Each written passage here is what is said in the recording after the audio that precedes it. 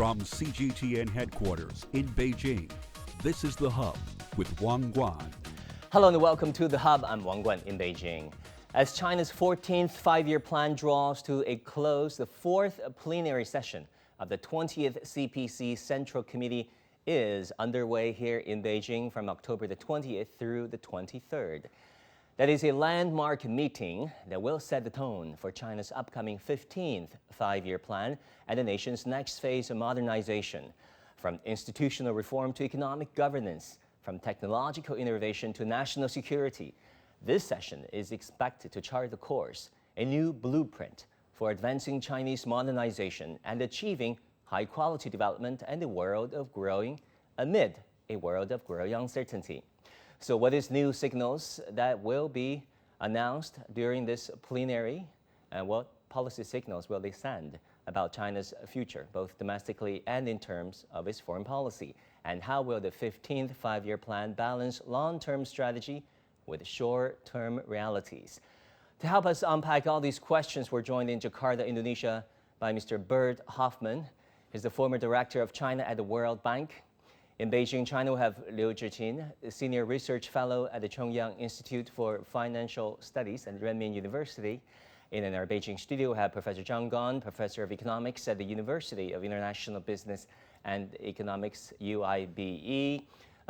Professor John Gong, let me ask you about this first, because we all know the five-year plan was modeled after the Soviet model back in the 1950s, 1953 to be exact.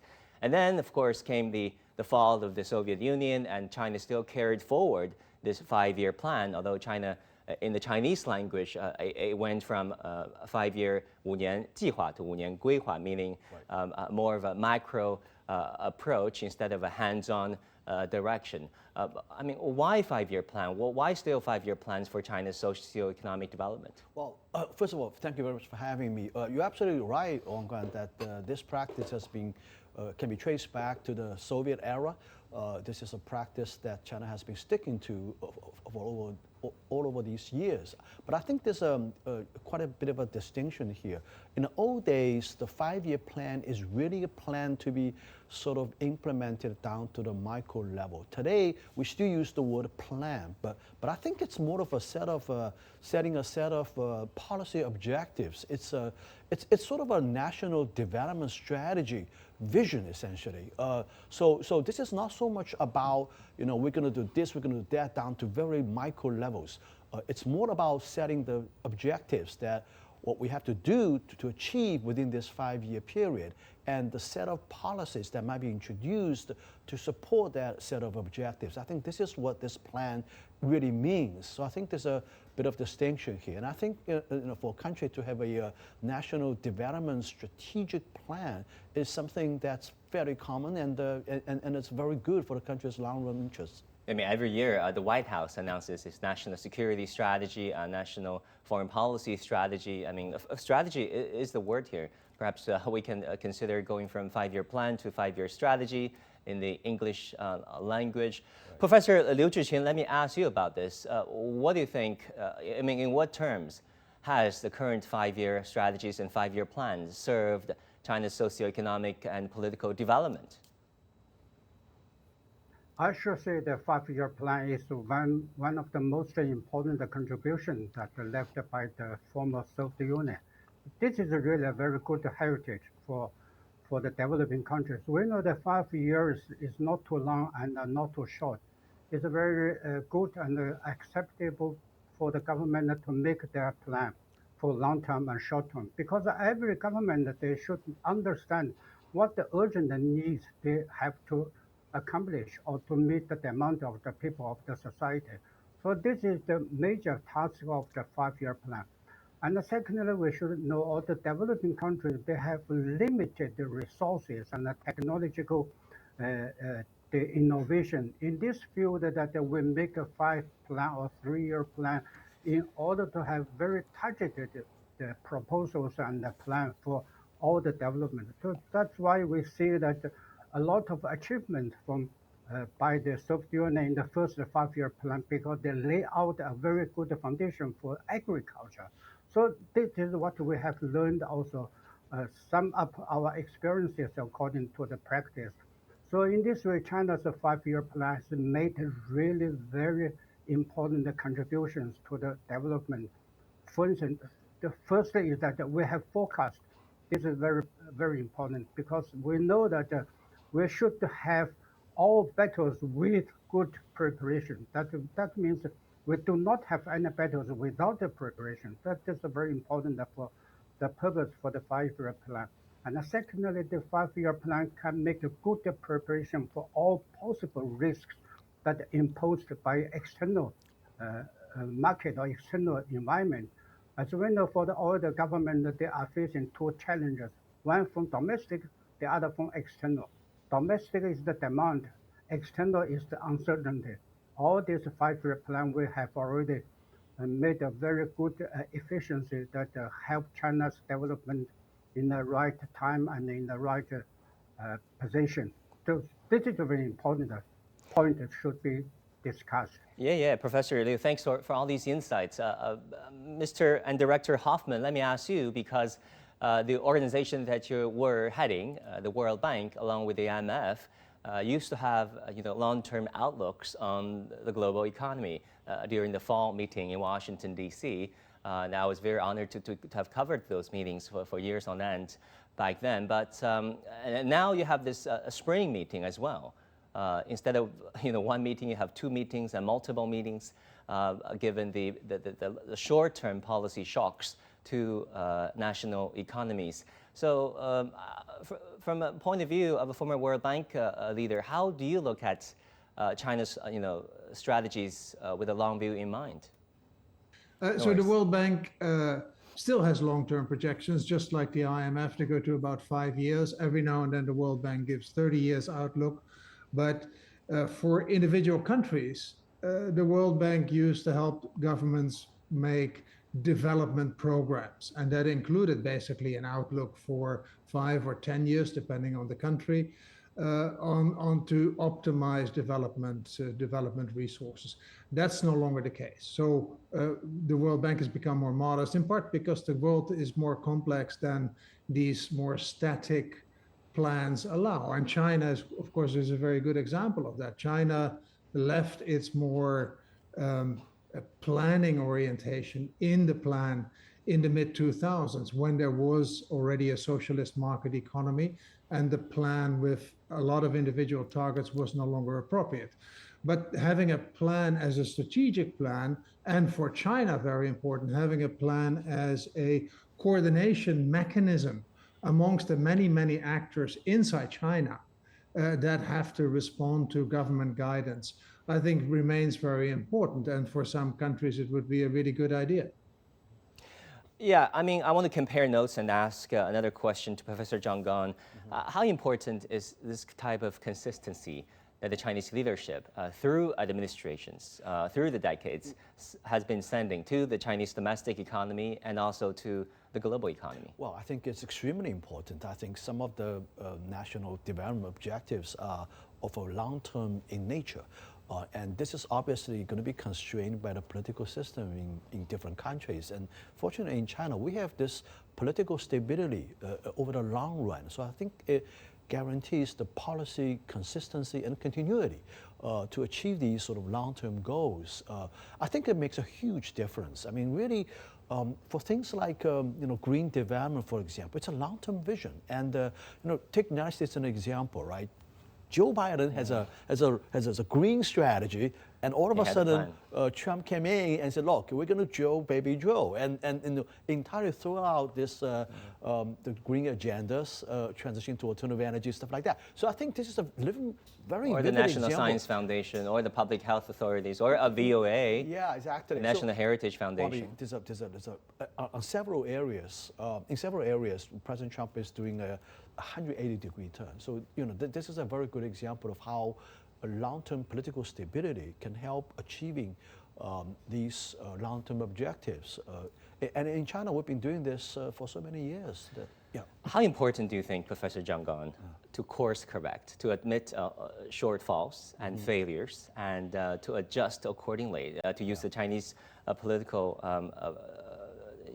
a political term that is to advance with changing circumstances? Well, I mean, we have to keep in mind that it's not just a plan. I think at the end of the 5-year period, there's a review process, right? Right now, I think the central government is indeed reviewing its achievements. In other words, comparing with the objectives in the 14th 5-year plan, see how we've been doing so far. What are the shortfalls? What are the things we've done wrong? What are the new priorities? So I think this review process is very important. And this is exactly what we do. I mean, review process is part of the planning for the designing of the next plan, right? Yeah, so I think this is a very established institutional practice, and that's been serving the country well. And I think China is going to continue to do that. Yeah, let's talk about what's happening right now at the Great Hall of the People and other venues throughout Beijing. That is a very important meeting. Professor Liu Zhiqin, let me ask you about this. What can we expect from this 4th plenary session of the 20th Committee of the Central Committee members of the CPC? What can we expect? I think we can expect many things from this plenary session, because as we know that the 4th plenary session is always has the major task to make a blueprint or a year plan for next year. Now this session has a major task to make next 5-year plan. This is quite a key element of this task. The first thing we should say that this plenary session will give us a principle that touches and a picture that China will what to do and what to be realized, what we should pay great attention, or in which way that we should take a deep reform, and to what extent we can open to the outside. So all these tasks will be discussed.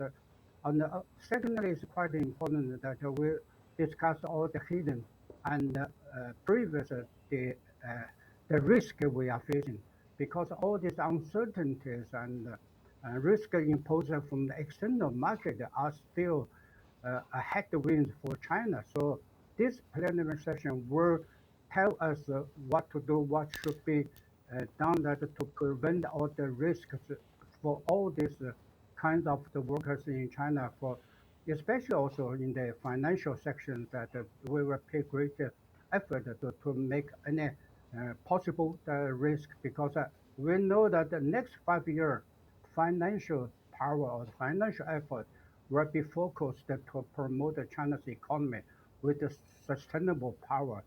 So this is a very important point. So we can expect and many things from this plenary session. I think will have a very bright picture that by the end of this plenary session, communique or the document will be issued. Yeah, we're keeping an eye on it, because in the previous sessions there have been key words that have become guiding principles for China's economic development going forward, such as dual circulation, such as major changes unseen in a century that was enunciated by the Chinese leadership, fully aware of what's happening regarding external shocks.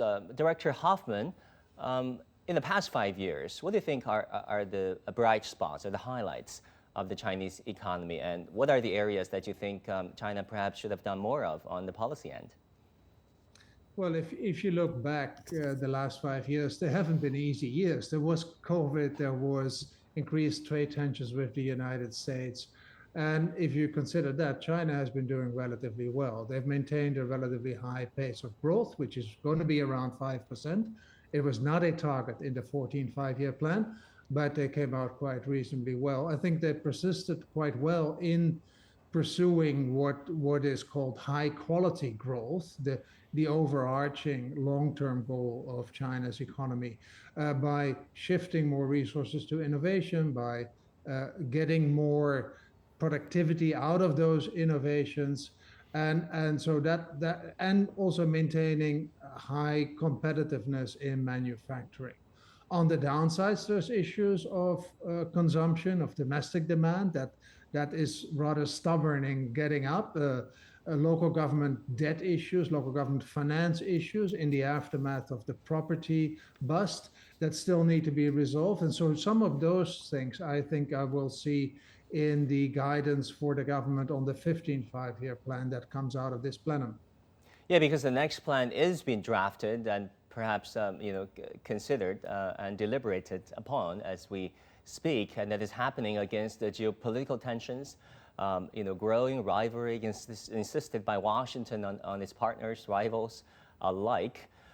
So what do you want the policymakers to know, if you had the chance to, regarding the next 5 years to be included in this 5-year plan, the 15th version? Well, first, I think it's very important to deliberate on whether it should include a growth target or not. The 14th 5-year plan did not. I think there's now a lot of uncertainty, and maybe some guidance on a range for growth in the next 5 years will be helpful for the many actors in the economy.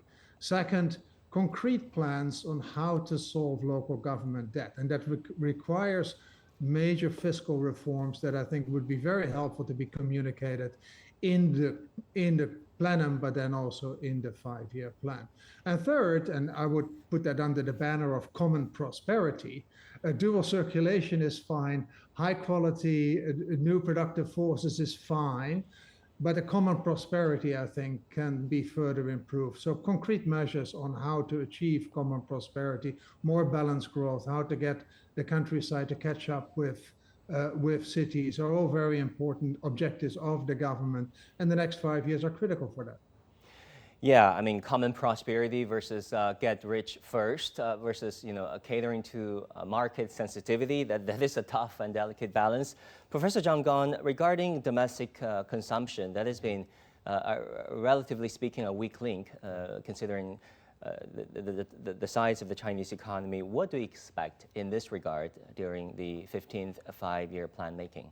Yeah, I think from a policy objective, I think as the country's economy is moving more and more towards a sort of a developed economy model, there will be more emphasis on the demand side, more emphasis on the social welfare side. I think previously China's 5-year plan has been primarily focused on building things, about investment, about building the capabilities, investing in new technologies, stuff like that. But I think we're starting to be more like a developed economy. As a matter of fact, China has relinquished its developed country status privileges at the WTO, right? Yes. So, obviously, we're very close to getting to the high income category according to the World Bank's national income classification scheme.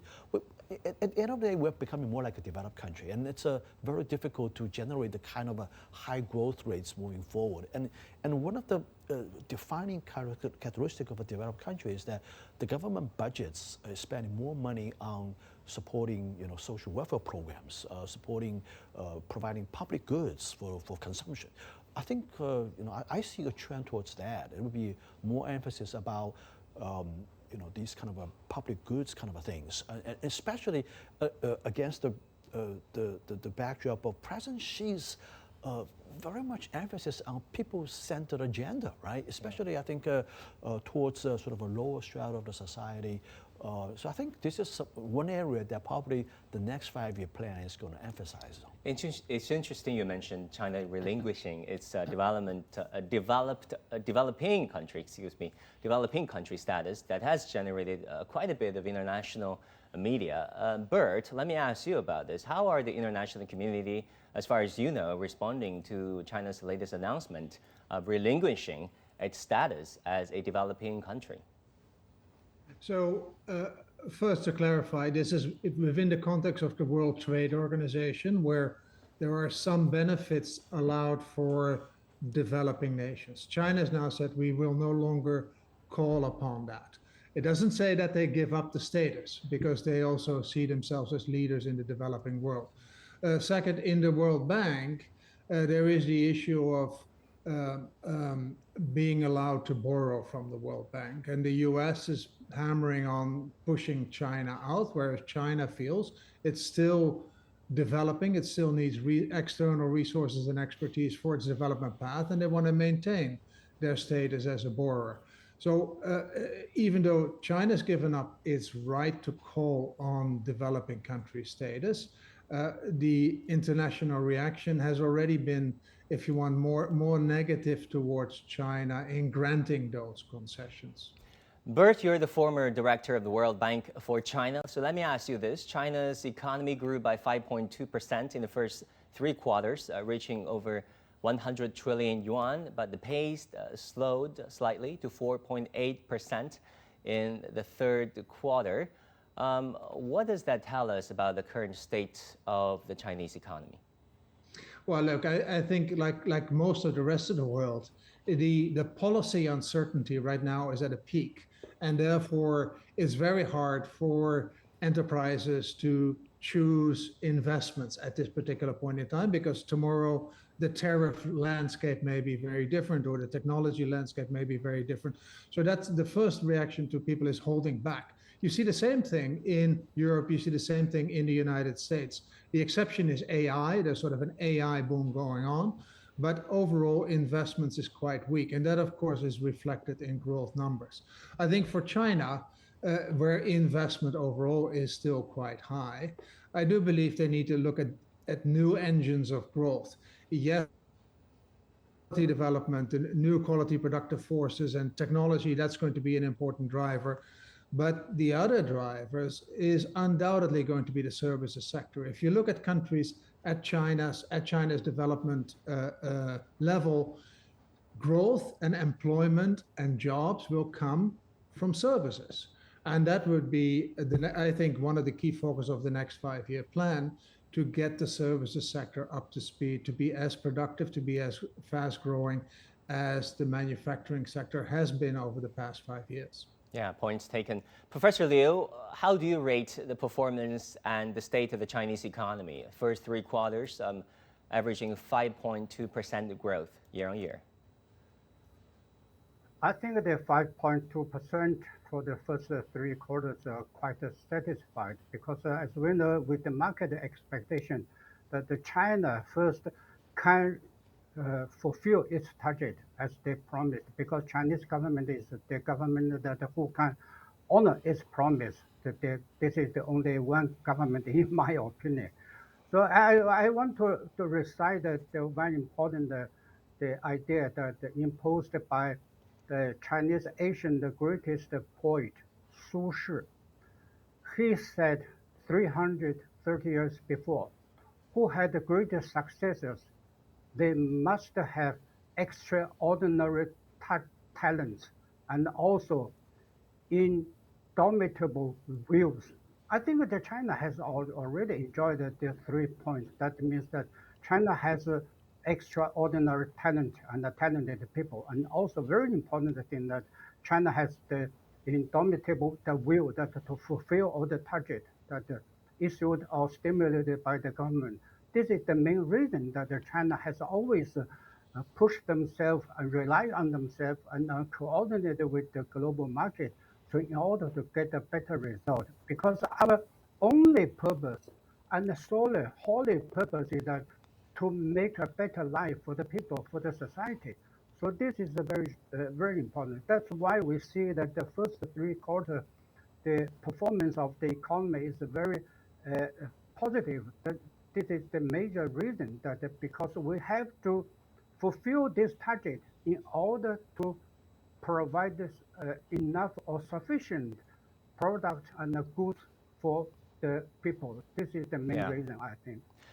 Another key area is innovation. Professor John Gong, China has been rated as the world's top 10 global innovation index, global innovation country by this Global Innovation Index. It is a milestone, of course, acknowledging China's technological leap forward, especially in terms of application, not necessarily original and basic research yet, although we're getting there, hopefully.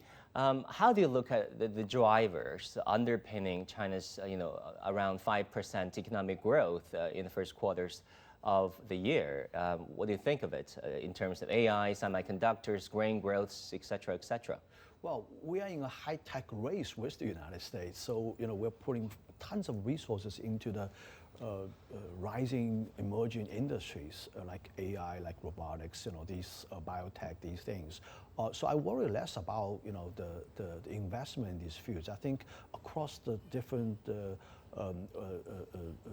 levels of the Chinese government, across the corporate China, tons of VC community, tons of resources are being invested in this area. What I do worry about is that, after all these being done, AI-related activities, for example, still represents a very, very small part of China's economy. So the question really is how to leverage that investment, how to leverage the resources put into this, and sort of have a spillover effect over other parts of the economy.